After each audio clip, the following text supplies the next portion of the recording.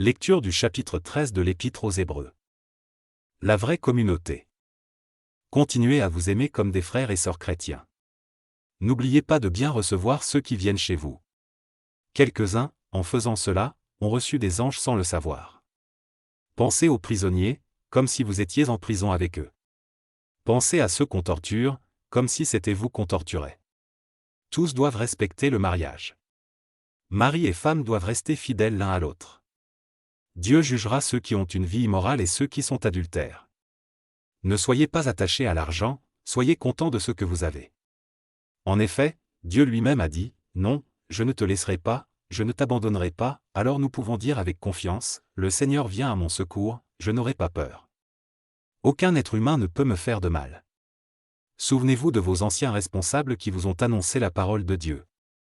Regardez comment ils ont fini leur vie et imitez leur foi. Jésus-Christ est le même, hier, aujourd'hui et pour toujours.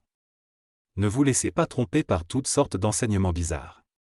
Si c'est la bonté de Dieu qui nous encourage, c'est bien, mais les règles au sujet de la nourriture n'ont jamais servi à ceux qui les suivent. Nous avons un autel, et les prêtres juifs n'ont pas le droit de manger ce qui vient de cet autel. En effet, eux, ils servent dans le temple. Là, le grand prêtre juif apporte le sang des animaux dans le lieu très saint pour enlever les péchés, et les corps de ces animaux sont brûlés en dehors du camp. C'est pourquoi Jésus, lui aussi, est mort en dehors de Jérusalem, pour libérer le peuple de ses péchés avec son sang à lui. Sortons donc à sa rencontre en dehors du camp, en supportant les mêmes insultes que lui. Sur la terre, nous habitons une ville qui ne durera pas toujours, mais nous cherchons la ville qui existera plus tard. Par Jésus, offrons sans cesse à Dieu un sacrifice de louange, c'est-à-dire des chants qui le reconnaissent comme Seigneur. N'oubliez pas de faire le bien et de partager ce que vous avez, voilà les sacrifices qui plaisent à Dieu. Obéissez à vos responsables et soyez leur soumis. Ils veillent sur vous parce qu'ils devront rendre des comptes à Dieu. Alors, si vous obéissez, ils feront leur travail avec joie. Sinon, ils le feront en se plaignant, et vous n'y gagnerez rien. Priez pour nous. Nous sommes sûrs que nous n'avons rien à nous reprocher. En effet, nous cherchons toujours à bien faire. Je vous le demande avec force, priez pour que je revienne plus vite parmi vous. Prière. C'est Dieu qui nous donne la paix. Il a fait remonter de chez les morts notre Seigneur Jésus, qui est le grand berger des moutons.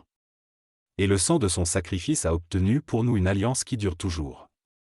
Que ce Dieu vous rende capable d'agir toujours bien pour faire ce qu'il veut. Qu'il accomplisse en nous par Jésus-Christ ce qui lui plaît. Rendons gloire à Jésus-Christ pour toujours. Amen. Nouvelles et salutations. Frères et sœurs, je vous le demande, écoutez avec patience ces paroles d'encouragement.